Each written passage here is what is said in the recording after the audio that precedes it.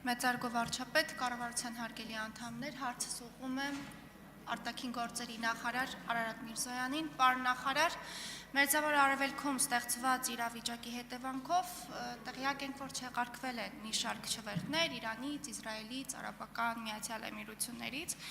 եւ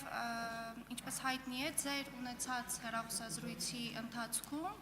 Օմանի Սուլթանության արտաքին գործերի նախարարի հետ կարծես թե պարզ էր դառնում, որ մեր հայրենակիցների դեպի Հայաստանի Հանրապետություն քաղաքացիների փոխադրման, հետ վերադարձի ուղղությամբ մեխանիզմները պարզեցվել էին, դյուրինացվել, ինչ ասել է պարզեցում, ինչ փուլում է այս գործընթացը եւ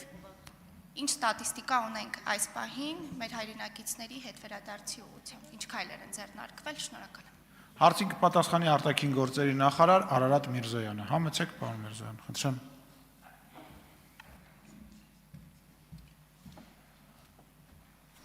Շնորհակալ եմ հարցի համար Տիկին Ազարյան, բնականաբար տարածաշրջանում Իրանի շուրջ ուրեմն իրավիճակի լարումից հետո եւ ռազմական գործողությունների սկսումից հետո բոլոր վերաբերելի երկրներում մեր դեսպանությունները բերվել են աշխատանքային արտակարգ ռեժիմի, կապ է հաստատվել Հայաստանի Հանրապետության քաղաքացիների հետ, այդ թվում եւ քեթեժ գծերի միջոցով եւ հիմա ուղիներ են փնտրվում, այսինքն այդ բայց սկսած նրանց անվտանգ Հայաստանի Հանրապետություն վերադարձնելու ուղղությամբ աշխատանքներն իրականացվել, իհարկե բարդություններ ակնհայտ են, փակ թռիչքային զոնա է հայտարարվել գրեթե բոլոր այդ վերաբերելի երկրներում, չեղարկվել են թռիչքները, մի սպეციფიკա կա, օրինակ Միացյալ Արաբական Էմիրությունները ցամաքային սահման ունի Օմանի հետ եւ օգտվելով այդ հնարավորությունից մենք կազմակերպել ենք եւ կազմակերպում ենք մեր քաղաքացիների տեղափոխումը Միացյալ Արաբական Էմիրություններից դեպի Օման, որտեղ նաեւ կազմակերպում ենք, որտեղից արդեն թռիչքները Մասկատից Երևան։ Հիմա որն է արտաքին գործերի նախարարության դերը այս ամբողջ պատմության մեջ, դուք հենց այդ եք հարցնում, կրկնում եմ, ուրեմն խոսքը շուրջ 400 կիլոմետր ճանապարհի մասին, տրանսպորտային տեղափոխության կազմակերպումը ընկերություններ գտնելը,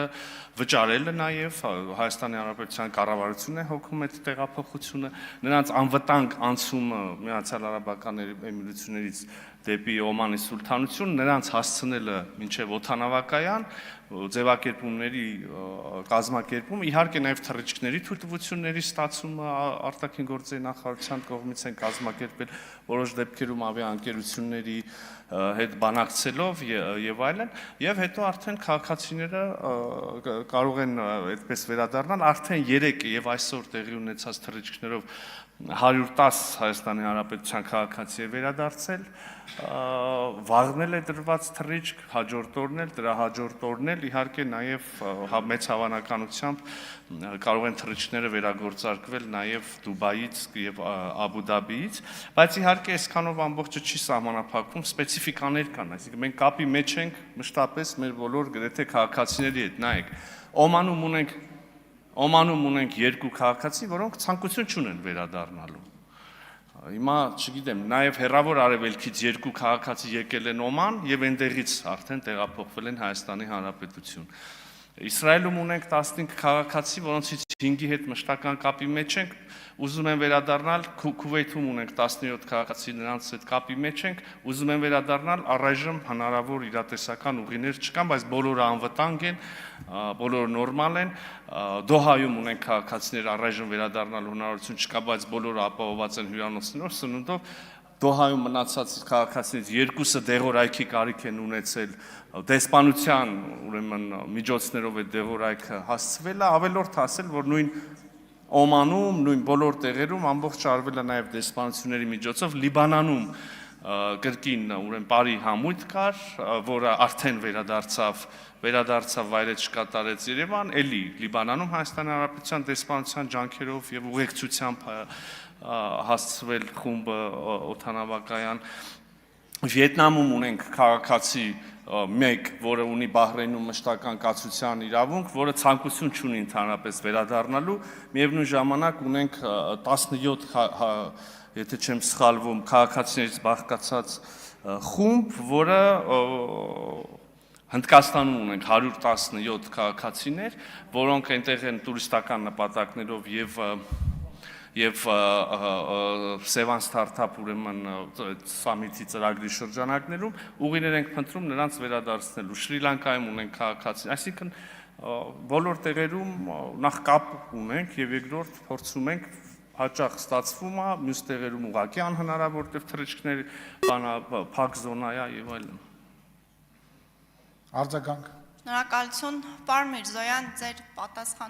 պատասխանից ըստ էության կարող ենք արձանագրել, որ այսօր առավոտից մամուլում տեղ գտած վերնագրերը առայն, որ քաղաքացիները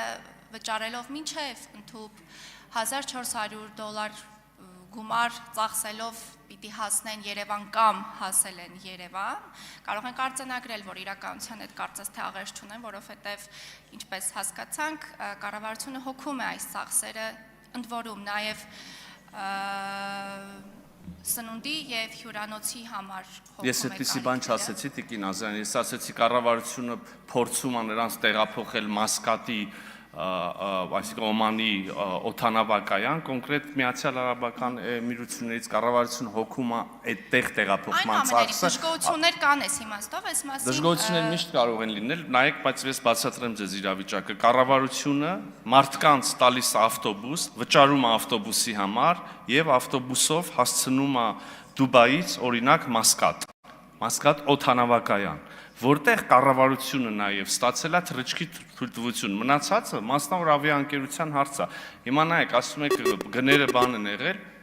բայց օրինակ եկեք նաև հասկանանք, մենք խոսել ենք, բանակցել ենք ավիաընկերությունների հետ, եկեք արձանագրենք, որ այդ նույն սովորական թռիչքով չի, չէ, ճանապարհով չի թռնում ինքնաթիռը, փակ այդ ամբողջ, այսինքն օդանավը Մասկատ Երևան թռիչքի համար այլևս այսպես չի գալիս, չգիտեմ, այսպես է գալիս։ Այդ նշանակում է կրկնակի երարկի ժամանակ օդում, ըստ այդմ նաև ծախսեր եւ այլն։ Օրինակ, եթե հետաքրքիր է մի թռիչքի ինքնարժեքը ինձ ասեցին $170,000 է, եթե դա պայմանական բաժանես, ասենք, չգիտեմ, 200 քաղաքացու վրա արդեն կարաս ֆիքսես, որ ինքնարժեքը մեծ տոկոս է։ Ես իսկապես չեմ իմանում գները։ Ես որպես կառավարության անդամ հոգ եմ տարել այն մասին, որ մեր քաղաքացիները տուն վերադառնալու հնարավորություն ունենան եւ մի մասն էլ ճանապարհի տեղափոխել են։ Հետո արդեն ներողություն,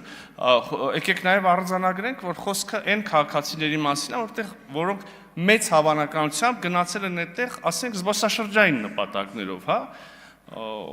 Կարելի է իհարկե լինի այլ պատճառներ, բայց ներողություն, եթե մի մարդ, օրինակ կոնկրետ մասնավոր դեպք գիտեմ, մի մարդ, որը մի ամիսը համարյա Շրի Լանկայում ինչքան հնարավոր է լողազգեստով նկար է գցել,